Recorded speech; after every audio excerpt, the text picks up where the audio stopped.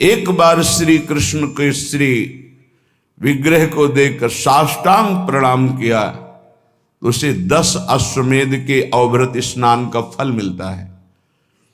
फिर भी अंतर होता है। 10 अश्वमेध यज्ञ करने वाला पुण्य लोकों को भोग कर पुण्य क्षीणे मृत्यु लोके विशंति, पुनः मृत्यु लोक में जन्म लेगा।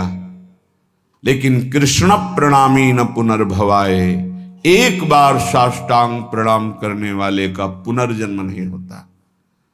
फिर जहां हमारी प्रियाजू हैं, लालजू हैं, दोनों विराजमान, ऐसे वृंदावन में लोटपोट हो रहा है, साष्टांग प्रणाम कर रहा है, मस्तक रख रहा है, नमामि वृंदावनम, उसकी कहीं दुर्गति हो सकती है। मैं वृंदावन को नमस्कार करता हूं और वदामि वृंदावन वनमेव वाचा, ये जब संत जन साधक जन उच्चारण करते हैं ना, वृंदावन मेरो वृंदावन प्राण वृंदावन, तो जैसे दूध में उफान आती है ऐसे हृदय में उफान आता। ये तो कुछ हृदय नहीं, ऐसे अव्यक्त प्रेमी जन विराजमान है जो अपार कृपा करते हैं। आप क्या समझते हैं? आप जब वृंदावन राधा ये गाते हैं ना, तो आपके जन्म जन्म के बंधन कट रहे हैं। कैसे कटते हैं? वो नाम जब हृदय में पड़ता है और भाव आवेश होता है उपासकों के हृदय में, उसी भाव की दशा में तुम्हारे ऊपर कृपा बरसती है और वही कृपा तुम्हारे समस्त कर्म बंधनों को छिन्न भिन्न कर देती है। इसलिए रसिक संग सुखकारी। यहां व्यक्त अव्यक्त सब बड़े बड़े महापुरुष जहां नाम संकीर्तन होता है वहां विराजमान रहते हैं। भगवान ने कहा है, मद भक्ता यत्र गायंती तत्ति तिष्ठामि नारद, मेरे भक्त जहां प्रेम से गायन करते वहां मैं विराजमान रहता हूं।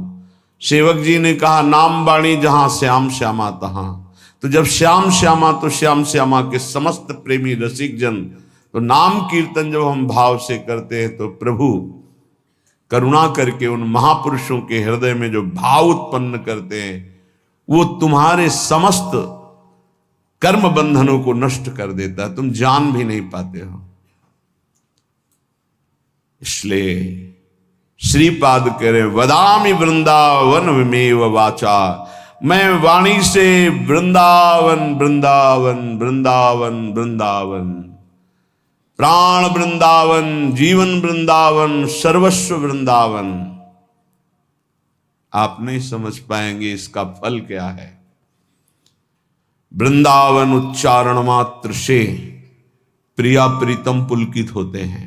ये उनका सुख वर्धन करने वाला चिदानंदमय धाम का नाम है वृंदावन वृंदावन वृंदावन। यदि कहीं वृंदावन के प्रति थोड़ी भी प्रियता आ गई है और वृंदावन का चिंतन बनने लगा, करोड़ों जन्मों के बंधन नष्ट हो जाते हैं। वृंदावन को चिंतवन यह दीप और बारे। आगे कह रहे, वृंदावनम स्मरामि स्मरामि वृंदावनम, वृंदावन का स्मरण, वृंदावन को चिंतवन यह दीप और बार, कोटि जन्म के अगतमय काट करे उजियार। कई बार सत्संग में कहा, एक बार भगवत प्राप्ति अगर करोड़ बार होनी होती है तो भी हो जाती है। यहां एक एक इतने पावरफुल है जो हमें भगवत प्राप्ति करा दे। श्रीमद चतुरासी जी का रोज गायन हो रहा है तो कभी कभी भी 84 लाख योनियों में वो नहीं जा सकता जो नित्य चतुरासी जी का गायन करता है।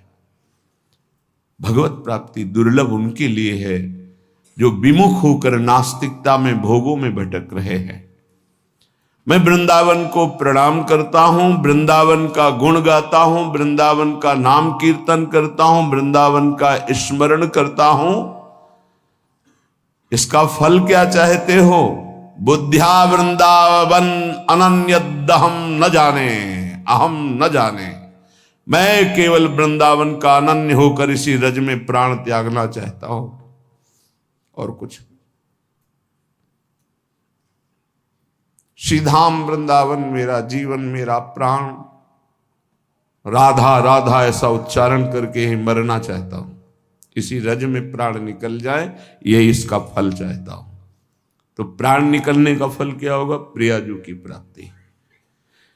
राधा पति रति कद वृंदावन में जीवनम ऐशाम। जिसका जीवन वृंदावन हो गया उसे राधापति की प्राप्ति होती, किशोरी किशोर की। तच्चरणाम्बुज रेणु रासा मेवाहमाशाससे। वृंदावन महिमामृत समापन की तरफ जा रहा है। श्रीपाद अपने हृदय के सब सूत्रों को खोल रहे हैं। मैं वृंदावन को नमस्कार करता हूं, वृंदावन का नाम कीर्तन करता हूं, वृंदावन का स्मरण करता हूं, इसका फल चाहता हूं कि वृंदावन की रज में शरीर छूटे। राधा राधा राधा। इसका फल क्या होगा? बोले राधा पतिम रति। श्री श्यामा श्याम के चरणों में रति होगी, श्यामा श्याम मिल जाएंगे। मृत्यु तो हजारों बार, लाखों बार, करोड़ों बार हुई है विषयों में समर्पित होके। शरीरों के राग में न जाने कितने बार मरा हूं, इस बार प्रिया प्रीतम के अनुराग में मरूंगा। ये नहीं जीना। जीना है तो प्रभु के लिए जीना है। बहुत बार संसार के शरीरों के संबंधों में प्राण त्यागे हैं, बहुत बार। अब नहीं, अब होश आ गया है। अब जीवन जीवन नाथ के लिए है। इसलिए राधा पतिम रतिम, श्री किशोरी किशोर जू की रति। वृंदावन में वो जीवनम येषाम, जिसका जीवन वृंदावन हो गया उसको श्री प्रिया प्रीतम की निश्चित प्राप्ति होती है। तच्चरणाम्बुज रेणु राशा मेवाह महाशासे। मैं केवल एक ही आशा करता हूं कि प्रिया प्रीतम के चरण रज में मरूं। कोई है ऐसी महान सिद्धि जो वृंदावन की रज में शरीर छूटने से प्राप्त होती है? यहां स्वयं प्रिया प्रीतम उसको लेते हैं, अपनी शरण में लेते हैं। गलबैया दिए हुए युगल सरकार आते हैं धाम के नाते से।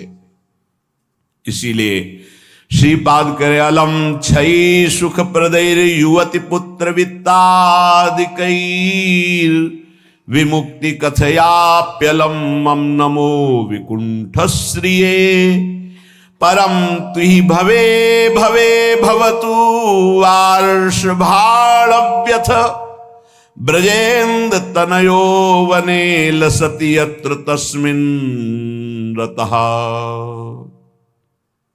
अलम छई सुख, नाशवान सुख को बंद करो भोगना। अलम विषय वार्तया नरक कोटि बीभत्सया, बंद करो ये विषय वार्ता का चिंतन कथन श्रवण। ये कोटि नरकों जैसा भय प्रदान करने वाला है। अभी तुम्हें समझ में नहीं आ रहा। ये विषय चित्र देखना, विषय चिंतन करना, विषय क्रियाएं करना बहुत करोड़ों जन्मों में किया है। थोड़ा संयम में हो जाओ। मानव जीवन की दिव्यता, आनंद की दिव्यता, उसका अनुभव करो, परमात्म तत्व का अनुभव करो, नहीं पछताओगे। यहां से कुछ नहीं जाना। कह रहे हैं अलम छई सुखा प्रदैर युवति पुत्र आदि कैर। ये बहुत बड़ा आकर्षण है हर हृदय में काम का। विपरीत शरीरों को भोगने की प्रबल इच्छा, यही हमारी दुर्गति कराती चली आई है। इसी का आकर्षण रोकना है। यदि हृदय में यह आकर्षण बना रहा, काम सुख के भोग के लिए विपरीत शरीरों के आकर्षण, शरीरों को भोग करके आनंद की अनुभूति करने की इच्छा, ये दुर्गति करा देती है। दुर्गति ये ऐसा दलदल है, इस दलदल में प्रथम बार जब से उतरे आज तक नहीं निकल पाए। धसता ही चला गया जो इस काम भोग रूपी दलदल में गिरा। इसलिए कह रहे अलम क्षयम सुख, नाशवान चिंता शोक प्रदान करने वाले इस सुखाकर्षण से बचो। जो शरीराकर्षण, इससे बचो। नष्ट हो जाओगे। तुम्हारे जीवनी शक्ति एक सीमित है, अभी यौवन अवस्था है, नष्ट कर लो, फिर किसी काम के नहीं रहोगे। ना भगवत चिंतन ना शरीर चिंतन का रह जाएगा, केवल शोक चिंतन, चिंता, भय और केवल नाना प्रकार की भयावह कल्पनाएं। बस संयम से नहीं चलोगे, धर्म से नहीं चलोगे तो कोई सुख तुम्हें कभी सुख प्रदान ही नहीं कर पाएगा। धर्मात्मा पुरुष धर्म पूर्वक जब सुख का सेवन करता है तो सुख उसे विरति प्रदान करता है, वैराग्य प्रदान करता है, फिर वो अनुराग के मार्ग में चल पाता है। इसलिए कह रहे कि ये क्षयम नाशवान सुख है, अक्षय परमात्म सुख की तरफ बढ़ने के लिए तुम्हें मानव देह मिला था, लेकिन प्रदैर युवती मुस्कुराहट, रूपा शक्ति, मृदु भाषण, नाना प्रकार की विलासिता, इसने तुम्हारे मन का अपहरण कर लिया है।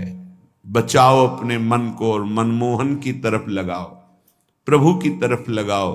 मान लो इन महापुरुषों की बात, आज तक कभी कोई तृप्त नहीं हुआ, कोई भी शरीर भोगों से अतृप्त होकर ही मरा और अगले जन्म फिर उन्हीं भोगों में लगा। बहुत सावधान। यदि बात समझ में आ जाएगी तो निहाल हो जाओगे, नहीं समझ में आएगी तो कभी पछताओगे इस बात को सोचकर। ये महापुरुषों के वचन है। धर्म पूर्वक भजन करते हुए यदि भोगों का सेवन करोगे तो वैराग्य हो जाएगा और भगवान के चरणों में अनुराग के मार्ग में चल पड़ोगे, गृहस्थ हो या विरक्त।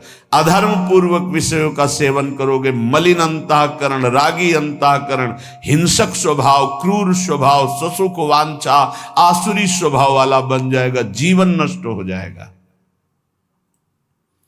श्रीपाद कह रहे हैं वित्तादिकैर, धन के द्वारा भोगों को संग्रह करके भोगने की इच्छा ये महान पापाचरण कराती है। अवस्था हो गई है भोग त्याग कर भजन करने की, फिर भी रुपए के बल से भोग भोगने की प्रबल आकांक्षा, खरीद के भोगेंगे, भोग लो, पैसा है। अभी पुण्य के द्वारा, पूर्व पुण्य के द्वारा तुम्हारे पास जो श्री है, लक्ष्मी है, उसका दुरुपयोग कर लो। दुरुपयोग, 4 भूखों को भोजन पवा देते उसी पैसे से तो तुम्हारी सदगति का कारण बनता, लेकिन 4 भूखों से पैसे छीन कर अपनी वासना की पूर्ति में लगा दिया, वो तुम्हारे सर्वनाश का कारण बन जाएगी। किसी को भी बाहुल्यता भोगों की मिलती, संपत्ति की मिलती तो उसके भोग के लिए नहीं, समाज सेवा के लिए मिलती है।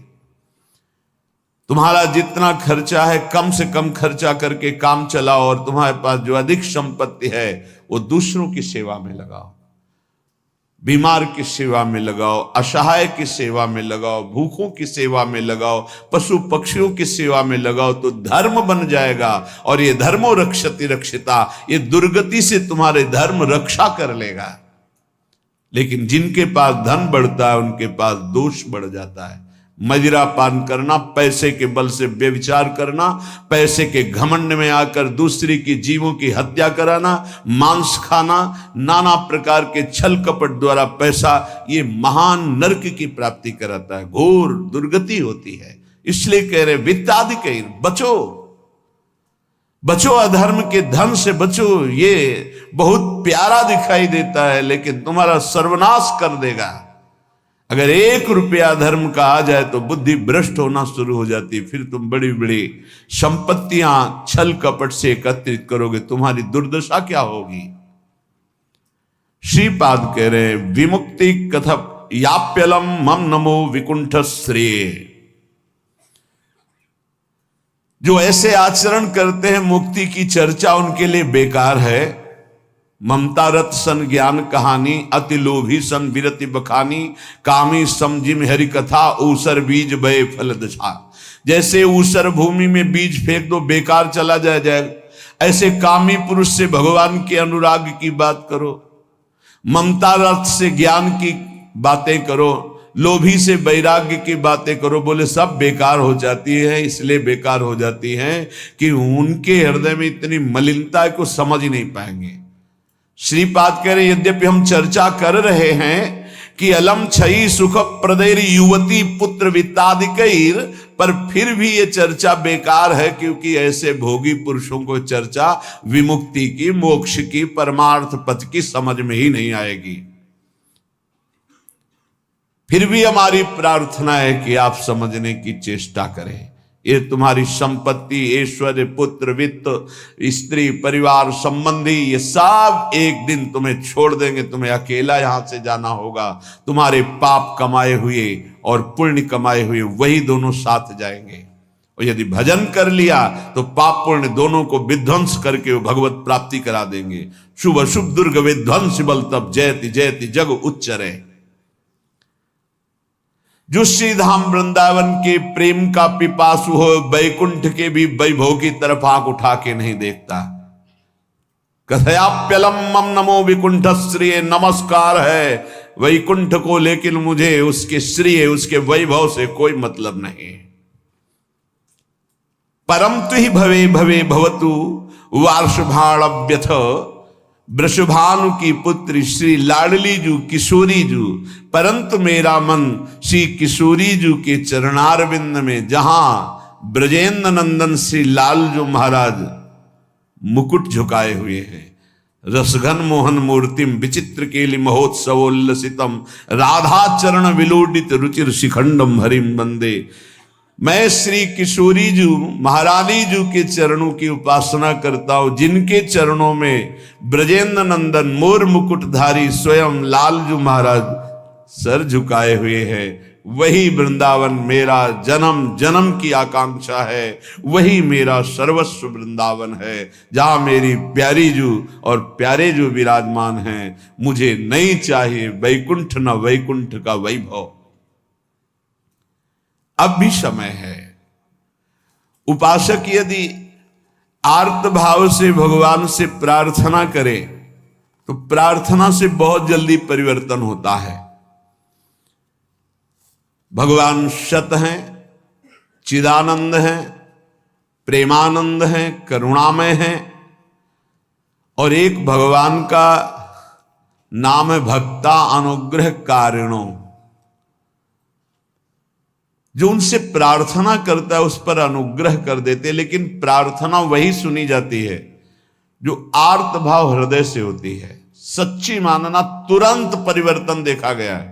ये हम अपने जीवन की सैकड़ों बार की बात कह रहे हैं। जब कभी ऐसा आया है और प्रार्थना हुई है, मिनट पूरा होना मुश्किल हुआ है और उस प्रार्थना का उत्तर तत्काल मिल गया है। एक बार तो बस प्रार्थना करके हटे कि वह तुरंत उत्तर आ गया। वो ऐसे से ऐसा, अच्छा अच्छा, तत्काल तत्काल। बस अंतर ये होता है कि हम हृदय से प्रार्थना नहीं कर पाते।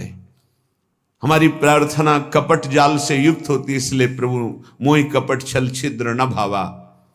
सच्चिदानंद रूपाय भक्तानुग्रह कारिणो, माया निर्मित विश्वाय महेशाय नमो नमः। हे नाथ, आप सच्चिदानंद में हैं, सच्चिद आनंद में। तात्पर्य, हम आपको कुछ दे सकें ऐसी सामर्थ्य नहीं। सच्चिदानंद को हे पार्थिव जो मायाकृत पदार्थ हैं, भोग सामग्री, ये भ्रम हटा दीजिए। हमने कई बार प्रार्थना किया है। ये केवल हमारे भावों को प्रकट करता है, इसलिए वस्तु सामग्री का महत्व है। अगर भाव नहीं है तो कोई वस्तु सामग्री का महत्व नहीं। आप 100 कुंतल सोना चढ़ा दो, हमारे प्रभु के लिए कुछ नहीं है।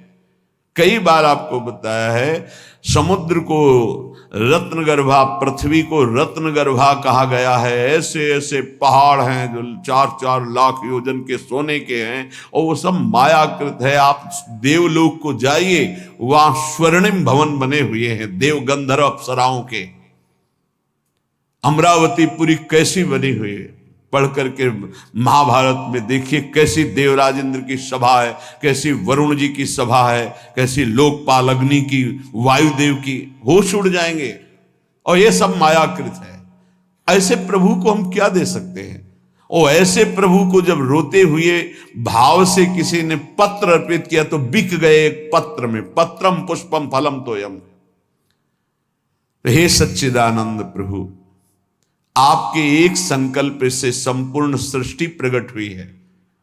ये प्रार्थना, मैं नीच आपको क्या दे सकता हूं नाथ? मेरे पास तो जो कुछ है वो सब आपका दिया हुआ है। शब्दों को देखिएगा, हे नाथ मेरे पास जो कुछ है वो तो आपका दिया हुआ है। आपके एक संकल्प से संपूर्ण सृष्टि हुई है।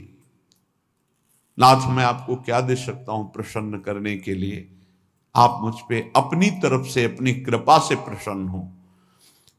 जब मैं शरीर की तरफ देखता हूं तो रोगा हरन्ति सततम प्रबला शरीरम कामादयोप्यनुदिनं प्रदहन्ति चित्तम मृत्युश्च नृत्यति सदा कलयन् दिनानि तस्मात् त्वमद्य शरणं मम दीन बंधो।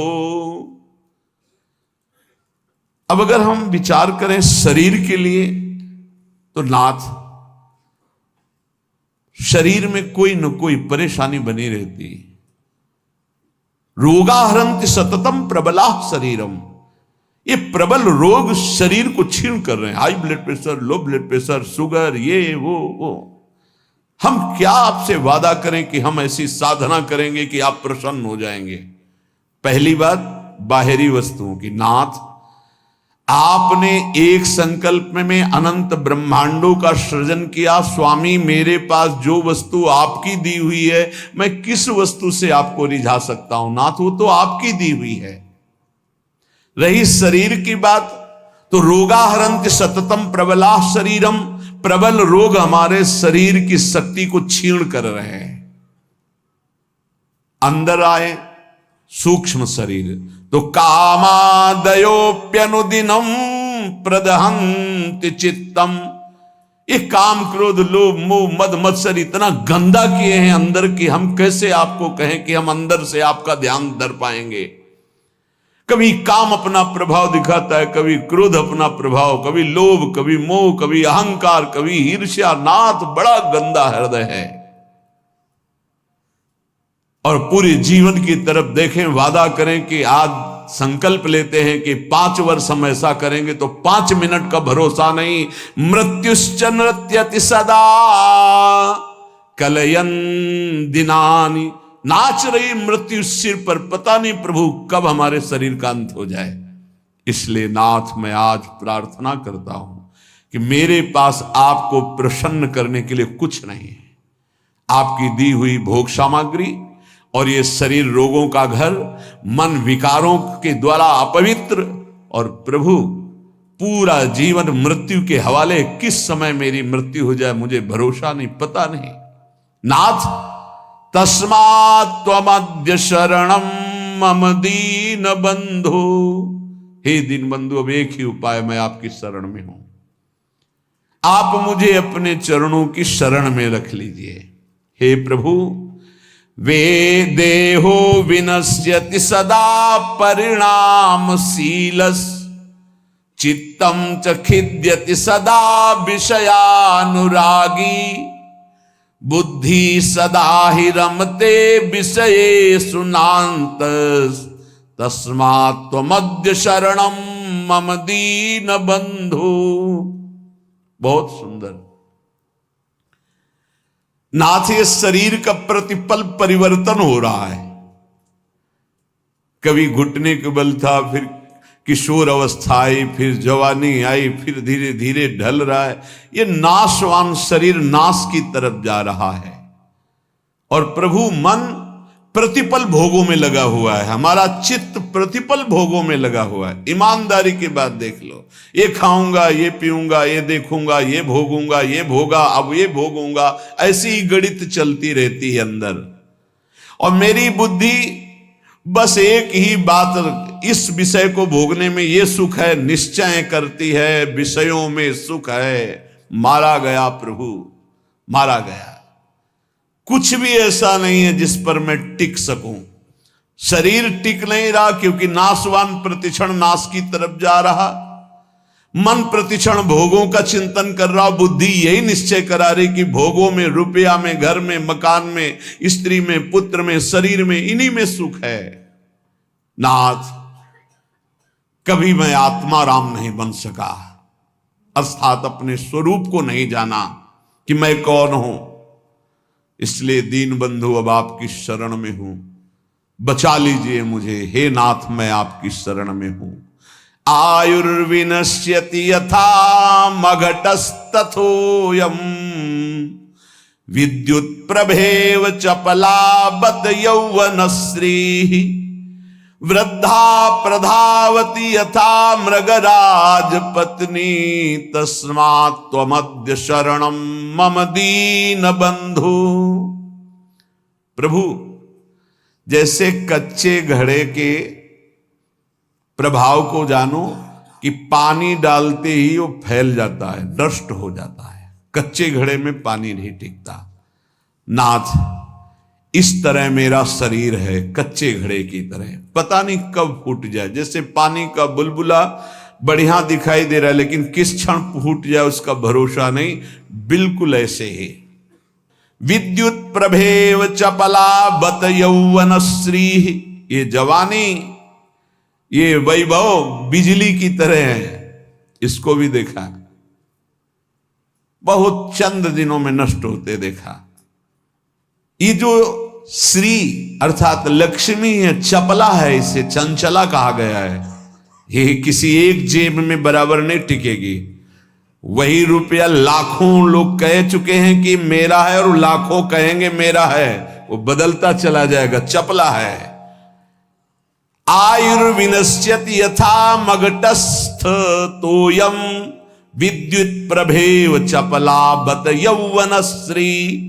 ये जवानी, ये रुपया, ये भोग सामग्री, ये वाहवाही किसी की ब्याही हुई नहीं है। आज जवान हो, कल तुम्हारी दुर्दशा हो जाएगी। आज धनी हो, कल मांग करके तुम्हें खाने की भी हिम्मत नहीं रहेगी, ऐसी स्थिति आ जाएगी। बहुत होश में। वृद्धा प्रधावती यथा मृगराज पत्नी, जैसे सिंहनी खाने को तैयार है, ऐसे रोग युक्त वृद्धावस्था तुम्हारा इंतजार कर रही। जब धक्का लगा के घर से बाहर कर दिए जाओगे, कर्म के परिणाम में कुछ भी तुम्हारा नहीं, कोई भी तुम्हारा नहीं। ऐसे कितने उदाहरण हैं। इसलिए अभी दीन बंधु प्रभु के नाम जपने का अवसर जप लो। अभी प्रभु की शरण में हो जाओ, तुम्हारा मंगल हो जाएगा। इस पर भरोसा मत करो। जब घटनाएं सुनते हैं तो लगता है कि लोगों को सीख लेनी चाहिए। अपने पुत्र को 10,000 करोड़ की संपत्ति कमा के दी, उसी पुत्र ने धक्का मार के बाहर कर दिया और रोता घूम रहा है कि हमें अपने घर में रख ले। ए भाई, हरिशरणम अगर ये जीवन में नहीं है तो तुम्हारा सब जीवन व्यर्थ चला जाएगा। आयाद व्ययो मम भवत्यधिको अविनीते कामादयो हि बलिनो निबला समाद्या मृत्युर्यदा तुदति मां बत किं बदेयम। हे प्रभु, ये जो रुपये की आय है, ये जीव को पागल बना देती है, धर्म से भ्रष्ट कर देती है। ये भी देखा है, जितना अधिक रुपया आएगा उतनी बुद्धि भ्रष्ट होती चली जाएगी। रुपये का सदुपयोग कोई महाभागवत कर पाता है नहीं। रुपया बहुत बुरी तरह कर्म बिगाड़ देता है। जहां रुपया बढ़ा तो फिर कर्म बिगाड़ देता है, कुछ नहीं, भारी प्रमाद। ये जो आप लोग बैठकर सत्संग सुन रहे हैं, बड़ी भगवत कृपा है जो आप यहां आकर के सत्संग सुन रहे हैं। भगवत कृपा। संसारियों को भगवत चर्चा सुनने की ना प्रेरणा होती है, ना इच्छा होती है, ना समय दिया जाता है। और जिसे सत्संग नहीं मिला जीवन में, उसका जीवन कूड़ा बना रहता है। गंदे आचरण, गंदा खाना पीना, गंदा व्यवहार, भगवत प्राप्ति करना है, भजन करना है, ऐसा कहीं चिंतन ही नहीं है, कहीं चिंतन नहीं। बस कमाना, ये सत्य है संसार, ऐसा भाव, कमाना है, मकान बढ़िया बन जाए, रुपया बैंक बैलेंस हो, अमुक कार्य सोचते सोचते मर गया, फिर अगला जन्म हुआ, फिर यही सोच, कब तक चलता रहेगा। आयाद व्ययो मम भवत्यधिको विनीते। और जब आय अधिक होने लगती है और बुद्धि व्यभिचारी हो जाती है, धर्म से अधर्म की तरफ जाने लगती है, तो फिर उसका व्यय गंदे तरीके से होता है, गंदे तरीके से। जो धर्मात्मा पुरुष होते हैं उनका धन बहुत अच्छी तरीके, सो धन धन्य प्रथम गति जाकी, क्या अस्पताल खुलवा दिया निशुल्क, बढ़िया दवा, बढ़िया डॉक्टर, और जो असहाय गरीब है फ्री दवा उनकी है, भोजनालय निशुल्क, किसी भी तरह का कोई छल कपट नहीं, जो रूखा सूखा सब फ्री पवार। ये धन का सदुपयोग, गौ सेवा, लाखों गौओं का, पशु पक्षियों का पोषण हो रहा है। ये विद्यालय खुलवा दिया, निशुल्क विद्यालय, फीस डॉक्टरों की, मास्टरों की, जो भी जैसे, वो सब अलग अपनी तरफ से, औषधालय, विद्यालय, ये सब वो धर्मात्मा पुरुष का ऐसे खर्चा होता है। अधर्मी का खूब शराब पी रहे हैं, व्यभिचार कर रहे हैं, कितने रुपए लगे आज के नाच में, इतने लगे पार्टी में, अस्पताल खुलवा देते तो पूरे तुम्हारा परिवार का कल्याण हो जाता, कितना लाभ मिलता। जो धनाभिमानी हैं उनके द्वारा धन का सदुपयोग नहीं होता, जो भगवत चरणारविंद के आश्रित है उनका सदुपयोग होता है। बोले प्रभु अधिक आय होने पर धन का व्यय गलत तरीके से होने लगता है। नाथ, उसका प्रभाव यह हुआ कि काम आदि दोष बहुत बढ़ जाते हैं, बहुत बढ़ जाते हैं। कामादयो ही बलिनो निवला समाद्या, इतना निर्बल कर देता है कि वो बुद्धि से निश्चय ही नहीं कर पाता कि ऐसा करना चाहिए कि नहीं, वो ना करने योग्य व्यभिचार करता है। कामाद्या ही बलिनो निवला समाद्या, मृत्युर्यदा तुदति माम बत किम बदेयम। क्या कहूं प्रभु, इतना निर्बल कर दिया काम ने कि अब अपने को रोक नहीं पाता हो। अब तो मृत्यु का दंड मिलेगा और नरक की दुर्गति भोगनी पड़ेगी। नाथ, अब तो आप संभाल लीजिए, आपकी मैं शरण में हूं। एक ही उपाय है, तस्मात्। अब एक उपाय है, आपकी शरण में हूं दीन बंधु, आप स्वीकार कर लो। दीन बंधु, हे भगवान, तप्तम तपो नहीं कदापि मयेह तन्वा, वाण्या तथा नहीं कदापि तपश्च तप्तम, मिथ्या विभाषण परेण न मानसं हि, तस्मात् त्वमद्य शरणं मम दीन बंधु। प्रभु कभी किसी तीर्थ में जाके कष्ट रूपी तपस्या नहीं की। करना चाहिए हर गृहस्थ को, विरक्त को भी। आप गृहस्थ हैं, वृंदावन धाम आए, एक दिन तो उपवास कीजिए, पानी पी के रहिए, चाहे जितने करोड़पति हों।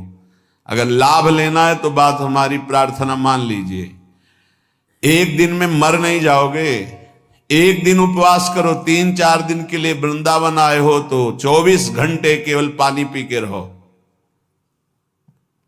नहीं, ऐसी स्थिति आएगी महीनों पानी नहीं जाएगा मुख में।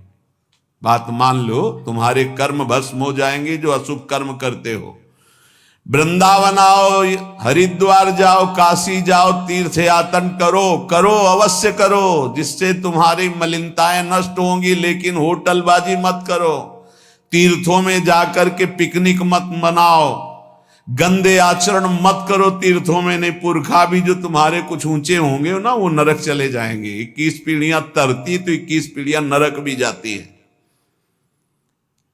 तीर्थ याटन करने का लाभ वही ले पाता है जो तीर्थों में जाके तप करता है, कष्ट सहता है। एक दिन जल से व्यतीत करो, दूसरे दिन फलाहार करो, तीसरे दिन थोड़ा अन्न ले लो, कोई अपराध न बनने पावे, बचा के अपने पुण्य निकल जाओ। कोई दोष दर्शन न करो, किसी की निंदा न करो, कोई पापाचरण न करो। तीर्थ आए हो, किसी को जब तक साधु संग नहीं मिलता तो तीर्थों का भी लाभ नहीं ले पाते। वृंदावन धाम आए, मुख में मसाला खाए, 25 से थूक दिया, वैष्णव आ रहा जब करते, और उसके पैर में पड़ा, सारे सुकृत तो थूकने वाले के नष्ट हो गए। दोना में चाट खाई, परिक्रमा मार्ग में फेंक दिया। उनको क्या पता है कि कहाँ क्या है।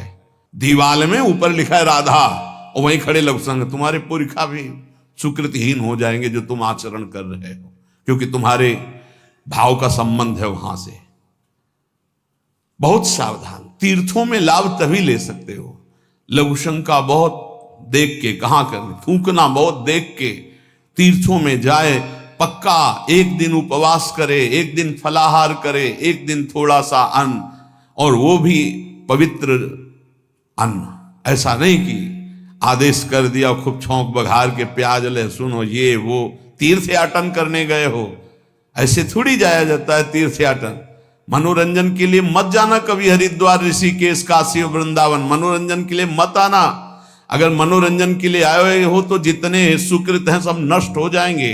यहाँ का होटल लिया और वही सब करते हैं जो बंबई कलकत्ता में करते हैं। बंबई कलकत्ता नहीं है, ये नित्य विहार स्थली प्रिया प्रीतम के। एक सुकृत करोड़ों सुकृत के बराबर, और एक पाप करोड़ों पाप से भी भारी पड़ेगा यहां, इसलिए होश में।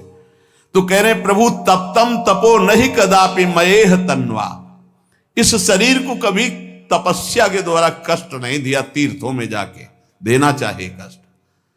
अब माघ में देखो ना, बड़े बड़े सुकृतशाली वहां जाते हैं, पांडाल खोलते, संत महात्माओं का वास कराते, भोजन कराते और 3 बार नहाते हैं। और माह महीने में गंगा जी का नहाना भारी तपस्या है। ऐसे एक डुबकी लगाओ तो लगता है सर है कि नहीं है, कुछ पता ही नहीं चलता, इतना ठंडा चल रही वायु।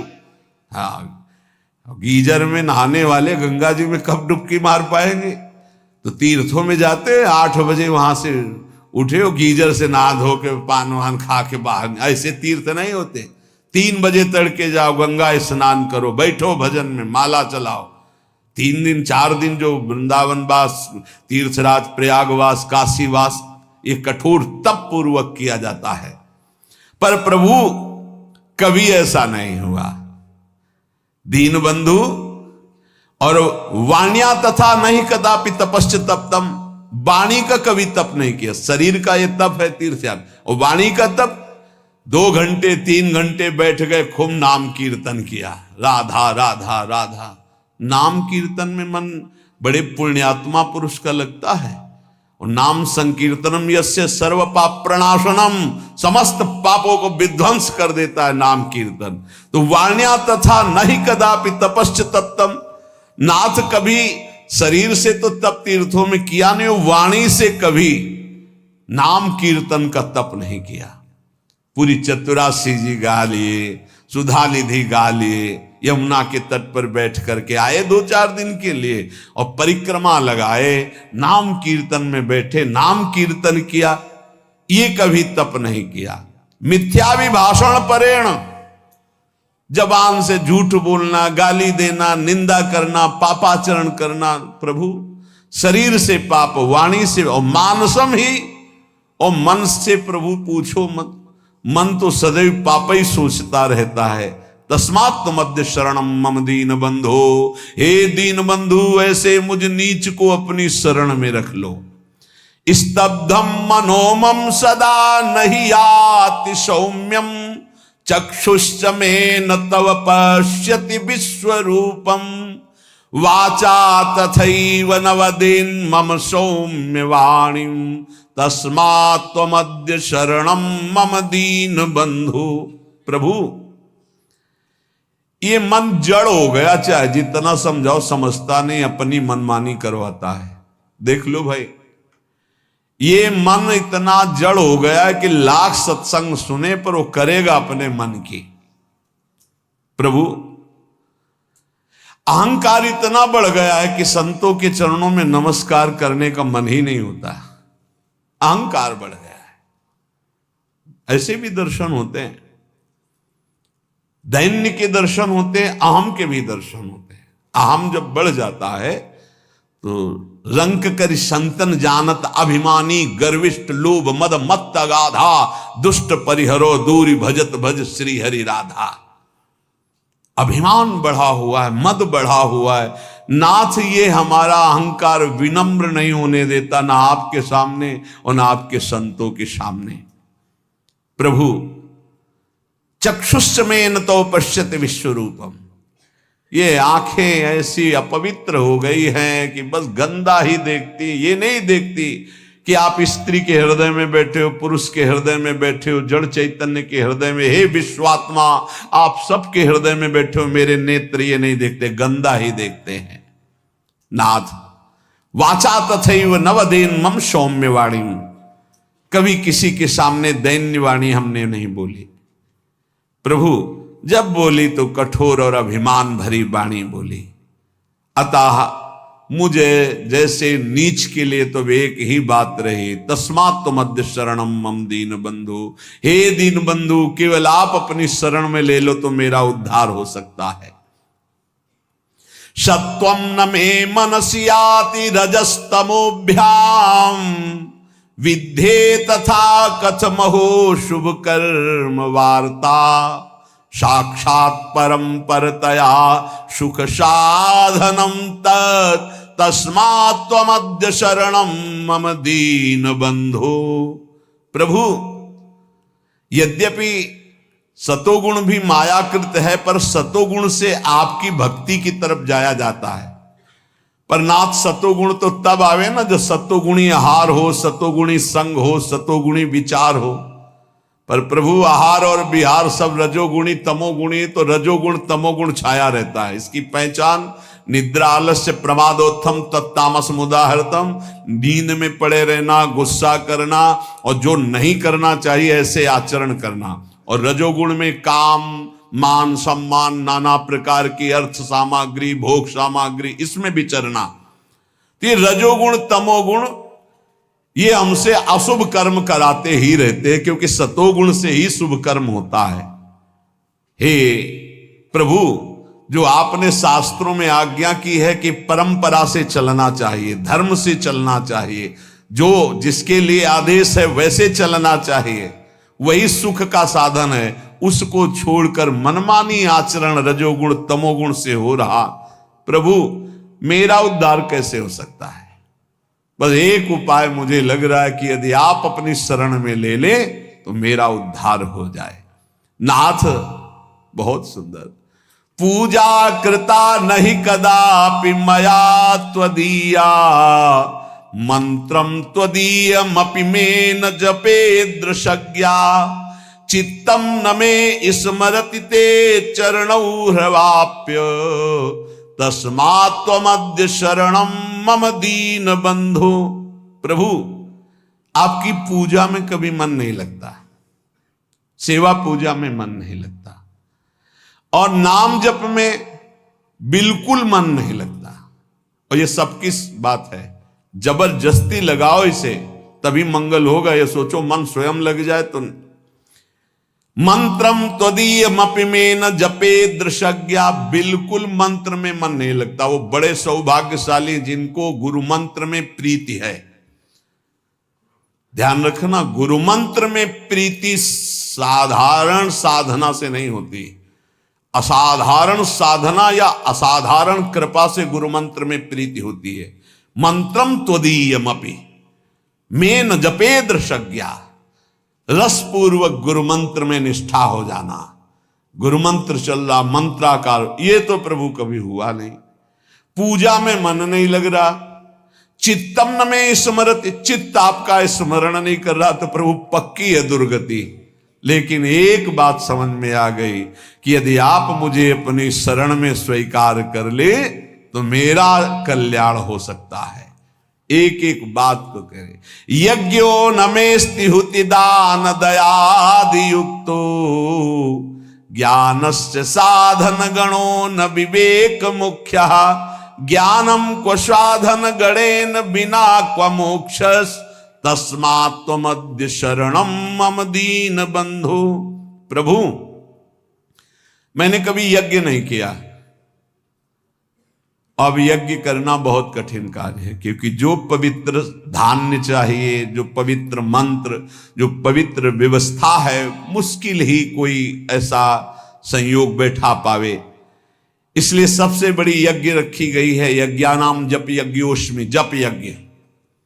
इसमें भी मन नहीं लगता, एक पैसा नहीं लगता इस यज्ञ में। सबसे बड़ी यज्ञ है राधा राधा राधा राधा, कृष्ण कृष्ण कृष्ण, हरि हरि हरि, नाम जपने में। पर प्रभु यज्ञो नमेस्ति, मेरे अंदर यज्ञ की भावना ही नहीं है, जप करने की भावना ही नहीं है। और दान, अगर कोई दान करता भी है तो नाम जरूर होना चाहिए। पैसा वहां ज्यादा चढ़ता है जहां अमुक भक्त ने, ये अमुक जिले के हैं, 500 रुपया भगवान की भेंट की, भगवान इनका मंगल करें, लड़का बच्चा सुखी रखे। दूसरा फिर 500 निकाल के देगा। और जहां ये नाम नहीं होता, जय हो महाराज, बस नाम हो तो दाम। एक भगत जी आए थे हित धाम में, वो समाचार पत्र के कोई अधिकारी थे, तो दैन्य अवस्था देख के कि भिक्षावृत्ति, पानी की समस्या, बाल्टी भर के इधर, उनका एक हैंड पैप लगवा दें। 2-4 बार आए थे, उनका देख लो अच्छा हो जाएगा, कई साधक हैं, उनको सुविधा हो जाएगी। बोले पर हैंड पैप के ऊपर एक प्लेट लगेगी, पत्रकार अमुक अमुक अमुक अमुक, जहां से पानी निकलता है उसी के ऊपर ऐसे एक प्लेट लगवा देंगे और अपना नाम लिख दे। हम कहा ये तो स्वभाव के विपरीत है, ऐसा तो नहीं हो सकता। तो बोले फिर हैंड पैप नहीं लगेगा, तो हमको कोई जरूरत नहीं है, नहीं लगवाया। मतलब केवल प्लेट के लिए, वो साधु सेवा का भाव नहीं था, केवल प्लेट के लिए। एक वो बहुत अकिंचन भाव था। बोले एक पंखा लगवा दे, गर्मी है, वो इसे जरूरत है नहीं, पर आप देख लीजिए। तो बोले बस इतनी कृपा है कि पंखे की पंखुड़ी में थोड़ा नाम हो। आजकल बड़े लोग कृपालु हैं, पूरा पता आप देख लो पंखे में, फोन नंबर, गांव, पूरा सब नगर। अब ये तो कहो जगह ले ले, पहले बाप बाबा की पर पूरा उसी में लिख दे। अगर दान भी करना है तो पूरा का पूरा परिचय उसमें, तो इसलिए दान का प्रभाव खत्म हो जाता है। हे नाथ हुति दान दयादि युक्तो, दान का भी और दया, ये तो हमने पक्का देखा है कि देने वाला कोई ऐसा बिरला भगवत कृपा पात्र होता है जो बिल्कुल शांत रहे, नहीं तो लेने वाले से भांटगिरी करवाना जरूर चाहता है। धन्यवाद, आप जैसा दानी कहां प्रभु, आप जैसा बहुत देखे, लेकिन आप जैसा और बताना महाराज। वो अगर नहीं तो नहीं, ये पक्का समझो। सम्मान और दान दोनों में भेद है। दान दे के सम्मान पाना, दान दे के नाम लिखवाना, दान दे के वाहवाही होना, दान दे के मैक से पुकारा जाना, यही हो गया तुम्हारा, कुछ नहीं मिलना। दान का मतलब होता है कि आपका किया हुआ शुभ कर्म कोई न जाने, आप कभी किसी से ना कहे, उसे दान कहते हैं। शुभ कर्म किया और भूल गए, कहीं नहीं बताया। अगर कभी कोई कहे भी कि देखा हमने आपको, आपने, अरे वो किसी और का था, हमारा थोड़ी था, हम तो एक निमित्त मात्र, किसी ने दिया था, वो तो ऐसे, किसने दिया था, तो दियम वस्तु गोविंदम, कहीं अहम नहीं, बचा ले गया अपने आप को। तो नाथ ऐसा हम दान भी नहीं किए और दयादि युक्तो, किसी पर दया भी नहीं किया। ज्ञानस्य साधन गणो न विवेक मुख्य, जो ज्ञान मोक्ष पदवी प्रदान करता है उसकी कभी कोई साधना नहीं की। और प्रभु ज्ञान के बिना अज्ञानी का कल्याण कैसे हो सकता है। इसलिए दीन बंधु, हमें तो एकमात्र भरोसा रह गया आपकी शरण में। सत्संगतिर्हि विदिता तब भक्ति हेतु, साप्यद्य नास्ति बत पंडित मानिनो में, तामंतरेण नहि सा क्वच बोध वार्ता, तस्मात् त्वमद्य शरणम मम दीन बंधु। प्रभु, आपकी प्राप्ति का स्वतंत्र सिद्ध उपाय है सत्संग। स्वतंत्र और सिद्ध। स्वतंत्र ये किसी के अधीन नहीं, सत्संग मात्र आपको भगवत प्राप्ति करा देगा यदि बात मान लो तो। भगवान के मुख्य वचन है कि बड़े बड़े व्रत यज्ञ और तीर्थयाटन शास्त्र स्वाध्याय आदि दान आदि से द्वारा जो नहीं प्राप्त हो सकता, मैं सत्संग से वशीभूत हो जाता हूं।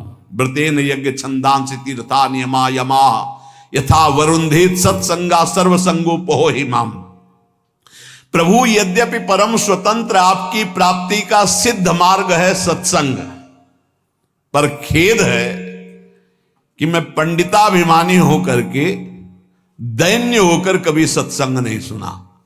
सत्संग सुनना पर दैन्य होकर, आग्रह छोड़कर जो कहा जा रहा है उसे गौर से सुनो और अपने जीवन में देखो। भगवान शंकर को क्या जानना है, लेकिन काकभूषुंड जी के यहां जाते हैं, नीचे बैठ करके हंस रूप में वो कथा सुनते हैं। काकभूषुंड जी ऊपर आसन में बैठकर बोल रहे और भगवान शंकर नीचे बैठकर सुन रहे हैं। है कुछ सत्संग का ऐसा रहस्य जो भगवत प्रेम प्रकाशित करता है। पर नाथ, मैं अभिमानी कभी संतों के चरणों में बैठ करके सत्संग नहीं सुना, और सत्संग के बिना किसी का कल्याण उद्धार भगवत भक्ति प्रेम ज्ञान कभी किसी को नहीं। मत कीरति गति भूति भलाई, जब जे जतन जहां जे पाई, सो जानो सत्संग प्रभाव। सत्संग सुनकर आचरण में उतारना। एक वैश्य कुल के थे, वाणिज्य व्यापार करते थे, 20 साल से सत्संग सुन रहे थे, 20 साल से। अब एक दिन उनको कहीं किसी ब्याह निमंत्रण में जाना था, तो अपने लड़के से कहा कि हमारा नियम है सत्संग में रोज जाना, जाओ सत्संग सुनो, 2 दिन बाद हम आएंगे। 2 दिन बाद आए तो गाय आटा बोरी में रखा था, खा रही थी। तो हे प्रभु, बड़े कृपालु आप इस रूप में आके पाए। वो लड़का हाथ जोड़े खड़ा था। सेठ जी आए, बोले तुम्हारी आंखों के अंधे हो, तुम्हें दिखाई नहीं दे रहा है आटा खा रहे? तो उनका आज सत्संग में सुना था कि गऊ यदि आ जाए और वो कुछ खाने लगे तो पहले कुछ खा लेने दे, फिर भले हटाए, तुरंत नहीं हटाना चाह रहे। बोले 20 साल से सत्संग सुन रहा हूं, पाई भर फर्क नहीं पड़ा, 2 दिन में तुझे फर्क पड़ गया। अरे सत्संग सुना जाता है केवल, बस ऐसा सत्संग कल्याण नहीं करता। वो कह रहे 20 साल से सुन रहा हूं, कोई फर्क नहीं पड़ा, तेरे को 2 दिन में फर्क पड़ गया कि गाय कैसे? अरे पंडित जी बोलते रहते, संत जन बोलते रहते, जाके सुन लिया। ऐसे सत्संग नहीं सुना जाता। बोले सत्संग हो रहा है, चलो साधु महात्माओं को 5 मिनट बैठ लेते हैं। सत्संग का मतलब होता है जो सुना, श्रोता सोई परम सुजान सुनत चित रति करे। बड़ी कृपा से सत्संग मिलता है, उसको अपने आचरण में उतारना चाहिए। कह रहे हैं प्रभु, सत्संग तरहि विदिता तव भक्ति हेतु, आपकी प्रेम लक्षणा भक्ति प्रदान करने वाला सत्संग, आपका ज्ञान प्रदान करने वाला सत्संग, पर साध्यप्यद्य नास्ति बत पंडित मानिनों में। ये मैं अभिमानी जीव अपने को बड़ा ज्ञानी मानकर कभी संतों के चरणों में बैठकर सत्संग नहीं सुना। तामंतरेण नहि सा क्वच बोध वार्ता। अगर संतों का संग नहीं हुआ तो बोध कैसे हो जाएगा? इसलिए नाथ, अब एकमात्र आपकी शरण में हूं, आप मुझे बचा लीजिए। दृष्टिर्न भूत विषया समिताभिधाना, वैषम्यमेव तदीयं विषयी करोतु, शांति कुतो मम भवेत् समता न चेत् स्यात्, तस्मात् त्वमद्य शरणं मम दीन बंधु। प्रभु, मैं किसी से निष्काम मित्रता नहीं की। दोस्ती काहे की होती है आजकल? दोस्त के सुख को लेने की, बस इसी बात की दोस्ती होती है। और दोस्त किसे कहते हैं? कुपथ निवारी सुपंथ चलावा। दोस्त का परिचय जो कुपंथ से हटा करके सुपंथ में चलावे। दोस्त वो है, हमारी दोस्ती की कसम, अगर तुमने गलत आचरण किया तो आज के बाद हम मिलेंगे नहीं, तुमसे बात नहीं करेंगे, ऐसा दोस्त होता है। कुपंथ निवार सुपंथ चलावा। लेकिन ऐसे दोस्त तो भगवान की कृपा से मिलते हैं जो निष्काम हमसे दोस्ती करें, हमारे किसी भी सुख को देखकर उसके भोगने की इच्छा न रखकर जो हाथ मिलाए उसे दोस्त कहते हैं। और जो कुछ सुख आकांक्षा से दोस्ती की जाती है वो दोस्ती नहीं होती, वो स्वार्थ होता है। आज स्वार्थ के खेल को दोस्ती माना जाता है।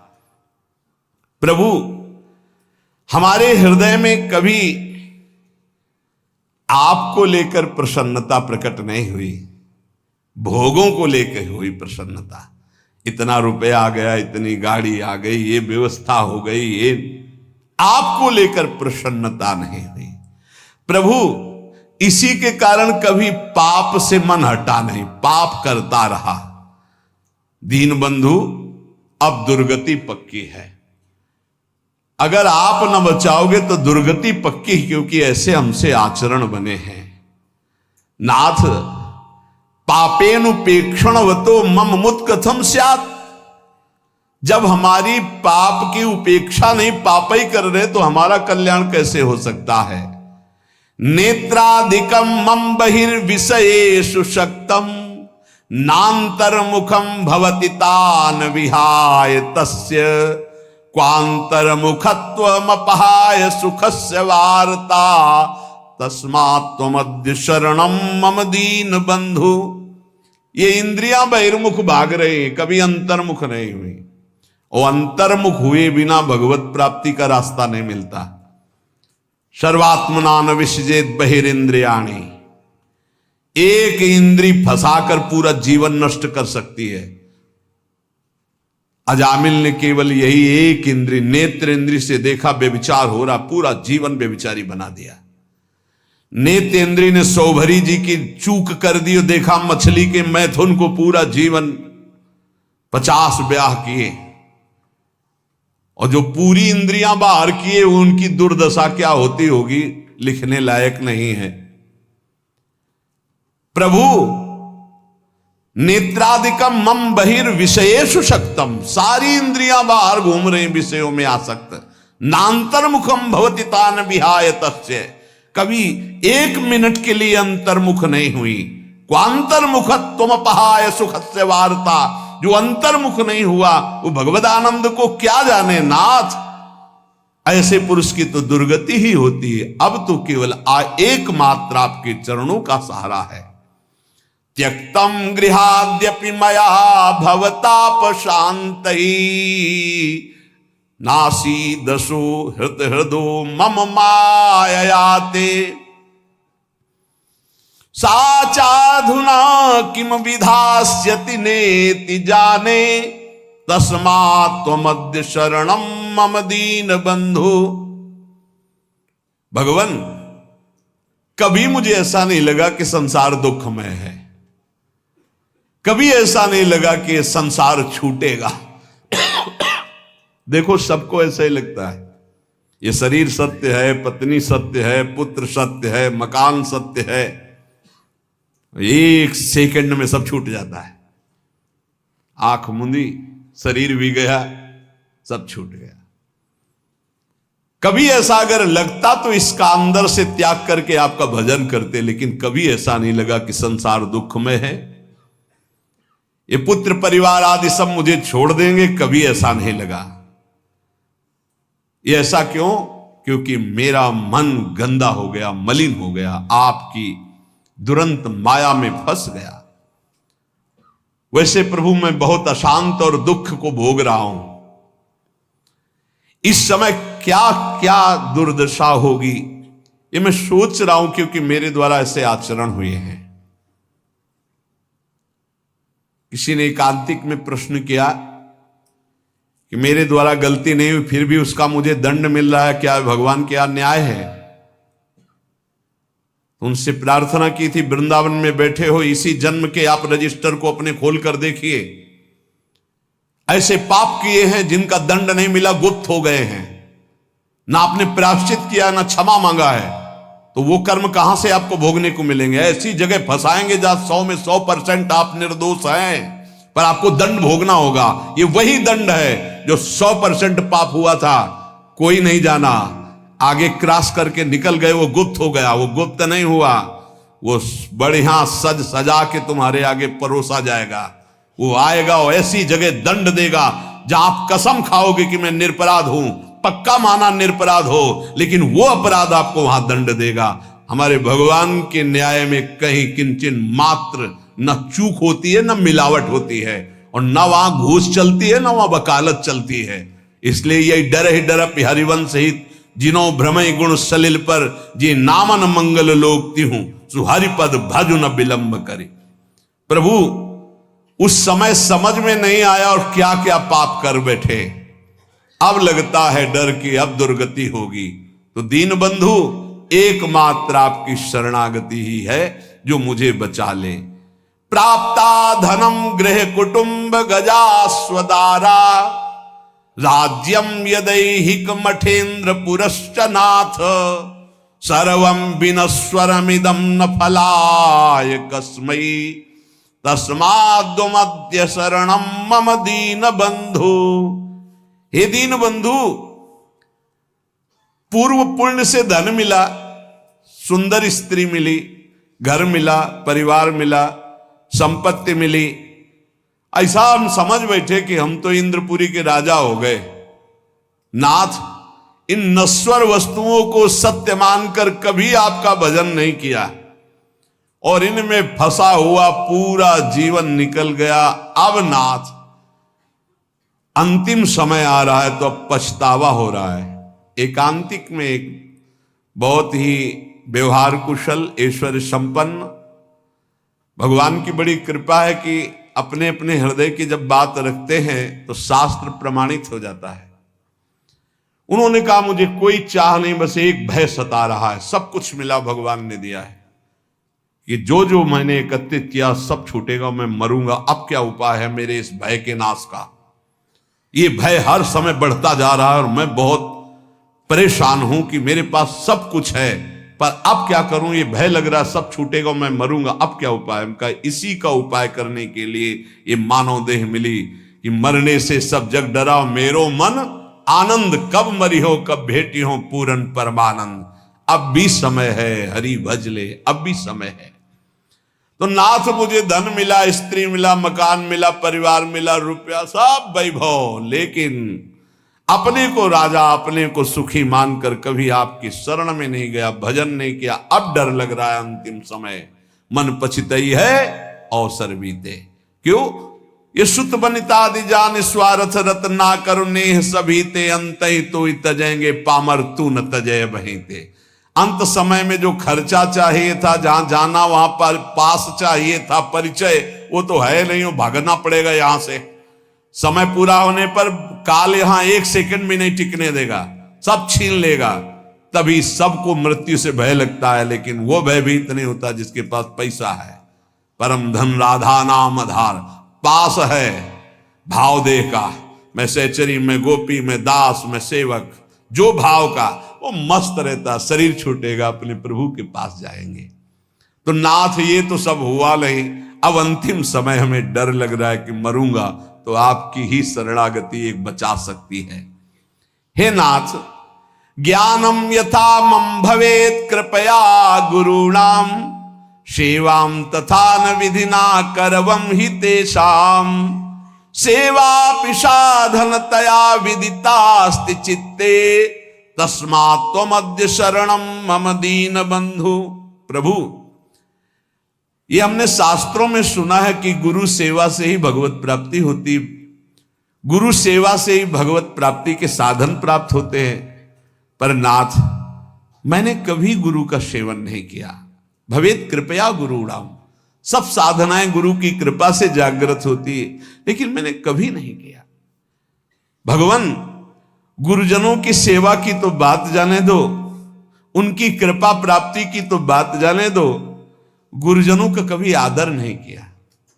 ये बड़ा दुर्भाग्य होता है जिनको संत समागम मिले, गुरुजन मिले और वो उनके वचनों का आदर करके भगवत प्राप्ति के मार्ग में ना चलें, मानो बिल्कुल मोक्ष पदवी के नजदीक आकर फिर लौट करके माया में गिर गए।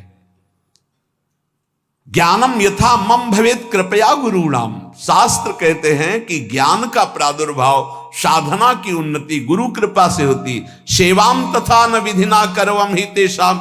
कभी ऐसे गुरुदेव की मैं विधि पूर्वक सेवा नहीं की, उनकी आज्ञा का पालन नहीं किया। प्रभु मन में जाने अनजाने में कैसे कैसे अपराध बने दीन बंधु। अब लगता है मेरा उद्धार नहीं होगा, पर एक रास्ता दिखाई देता कि यदि आप कृपा कर दो, मैं आपकी शरण में, तो अब भी मेरा कल्याण हो सकता है। तीर्थादि सेवन महो विधिना ही नाथ, ना कार्येन मनसो मम शोधनम स्यात्। शुद्धिम बिना न मनसो वगमापवर्गो, तस्मात् त्वमद्य शरणम मम दीन बंधु। बिना तीर्थादि के सेवन से मन पवित्र नहीं होता, भजन में मन नहीं लगता, इसीलिए करना पड़ता है। किसी ने प्रश्न किया था एकांतिक में कि भगवान कण कण में वास करते तो तीर्थ जाने की आवश्यकता क्या है, हर कण में भगवान है। ठीक, तुम रोज गंदे नाले में डुबकी लगा लिया करो, भगवान तो सर्वत्र हैं। फिर गंगा यमुना में डुबकी लगाने की जरूरत नहीं है। तो कैसे लगा लेंगे, इसमें कैसे? गंगा जी तो गंगा जी है ना, गंगा जी। हरिद्वार तो हरिद्वार है।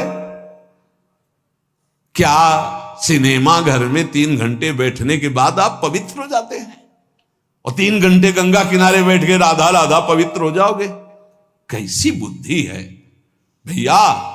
गाय के पूरे शरीर में दूध है, लेकिन दूध का स्थान बनाया गया है। वहां बछड़ा जब पिन्हाएगा ऐसे के, तो गाय पूरा दूध उतार देगी। ये तीर्थ स्थान भगवान के साक्षात स्वरूप है। भगवान सर्वत्र विराजमान है। मेहंदी के पत्ते में लाली की तरह पूरा पत्ता खोल के देख लो, एक बूंद लाली मिले तो बताना। लेकिन प्रक्रिया है, उसे पीस के लगाओ हाथ में, थोड़ी देर बाद लाली आ जाएगी। कण कण में विराजमान भगवान को प्राप्त करने की प्रक्रिया है। उसी प्रक्रिया में आता है काशी जाओ, उज्जैन जाओ, द्वारिका जाओ, नहाओ, स्नान करो, तप करो, भजन करो, स्वाध्याय करो, तुम्हारा हृदय पवित्र होगा। ये जो ज्यादा ज्ञान बघारते हैं, इनकी बड़ी दुर्दशा होती है। पक्का स्थान है, जब उन स्थानों का सेवन करोगे और तप करोगे और दृष्टि बदलेगी, तब सर्वत्र वासुदेव, तब वासुदेव का अनुभव होगा। विद्या विनय संपन्ने ब्राह्मणे गविहस्तनी स्वनीचय सुपाके चा पंडिता समदर्शिना। ये ब्रह्म ज्ञान बिन नारी नर करे न दूसरी बात, कौड़ी लागी लोभ वश करें विप्र गुरु घात। मन मानी आचरण करते, सुन लिया कि सर्वत्र भगवान है तो तर्क उपस्थित कर दिया। फिर काशी जाने की जरूरत क्या, तीर्थ यातन की जरूरत क्या है? ककारा पढ़ोगे, मात्रा पढ़ोगे, तब शब्द बोलना आएगा। आज जो है हम सीधे ऊपर की बात करते, नीचे से चलना ही नहीं आता है। ये एक स्थिति होती है उपासक की, जब देह भाव शून्य होती, भगवदाकार वृत्ति होती है। मनमानी आचरण करना, मनमानी तर्क उपस्थित करने से भगवत प्राप्ति नहीं होती। देखो शास्त्र कह रहा है, तीर्थादि सेवन महो विधिना ही नाथ। आप ईमानदारी से बताओ, यहां बैठे हो, जो तुम्हारे यहां भाव बन रहे हैं वृंदावन में, वो भला तुम्हें और जगह कहीं प्राप्त होते हैं? बताना। यहां के भाव लेके जाओगे तो और जगह भी भाव में बने रहोगे, लेकिन यहां का वायुमंडल आप ईमानदारी से देखना, क्या यहां के वायुमंडल की समानता आप कहीं कर सकते हो? परम पावन यमुना जी का स्पर्श करके शीतल वायु जो आ रही है, जगह जगह आपको नाम सुनाई देगा, कथा वार्ता सुनाई देगा। ऐसी भगवान की परम पुरियां हैं, भगवान के अवतार के धाम हैं, भगवान की लीला क्षेत्र हैं, भगवान के द्वारा स्थापित किए तीर्थ है। इनकी अवहेलना नहीं करनी चाहिए, ज्यादा ज्ञान नहीं बघारना चाहिए कि अरे ऐसा सब जगह वृंदावन है। वाह, अनुभव करके दिखाओ। वृंदावन की रज का सेवन कर रहे हो, फिर तुम्हारी दृष्टि वृंदावनमय हुई तो आप बहुत दूर से वृंदावन का अनुभव कर लेंगे। और अगर यहां की रज का सेवन नहीं हुआ तो कभी अनुभव नहीं कर पाएंगे। कभी नकारना नहीं चाहिए। ये बहुत ज्यादा ज्ञान जिसको ब्रह्मबोध हो गया है, वो स्वयं काशी में विराजमान है। वंदे बोधमयम नित्यम गुरुम शंकर रूपिणम, उन्हीं की शरण में एक से एक ब्रह्म ज्ञानी महात्मा विराजमान, जो प्रेमी जन संपूर्ण ब्रज 84 कोश में, अगर बाहर भी हैं तो यहीं का रसास्वादन किए हुए। साधन भूमि देखो जाके, एक महात्मा के दर्शन कराए, बर्फ में ऐसे बैठे हुए हैं, बर्फ जम रही है और ऐसे खुला शरीर बैठे हुए हैं, लंगोटी लगाए, सर्दी होती तो कांपते हो, स्वेटर और ये दुनिया घूमा। उस तपोभूमि की समानता कोई कर सकता है?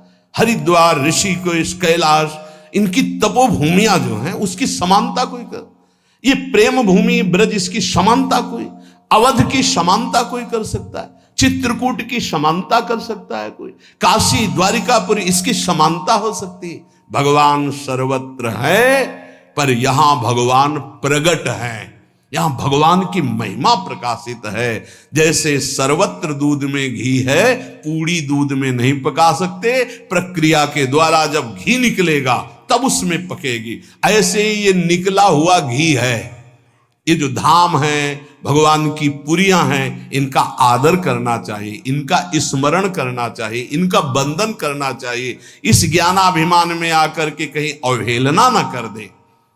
सच्ची बात कहते हैं। आपको विनोद भाषा में लगा होगा, जब भाव की स्थिति चरम अवस्था में चढ़ जाती है तो ऋषभ देव भगवान अपने मल में लौट रहे हैं। मल में पढ़ के भागवत में देखो, मल हुआ उसी में लौट रहे हैं। ये स्थिति एक परमहंस की, अवधूत योगी की है। अगर तुम पवित्रता का निर्वाह नहीं करोगे तो वहां तक पहुंच ही नहीं पाओगे। अब उनकी स्थिति का सीधे हम नकल करना चाहे तो नरकगामी होंगे। इसीलिए स्थिति से चलना चाहिए, क्योंकि अपवित्र शरीर, अपवित्र बुद्धि, अपवित्र मन, तो अपवित्र चिंतन, तो उसकी दुर्गति तो होगी। बहुत गुरुजनों के चरणों में बैठ करके शास्त्र की बातों को सुलझाना चाहिए, अपने हृदय की स्थिति के अनुसार आगे बढ़ना चाहिए। नकारात्मक सोच भर करके ज्ञान के द्वारा अवहेलना नहीं करनी चाहिए, उसे अज्ञान ही कहते हैं। कह रहे हैं तीर्थादि सेवन महो विधिना ही नाथ, नाकार्येन मनसो मम शोधनो स्यात्। इस मन ने इतना नकारा कि कभी तीर्थ ही नहीं गए, कभी किसी धाम नहीं गए।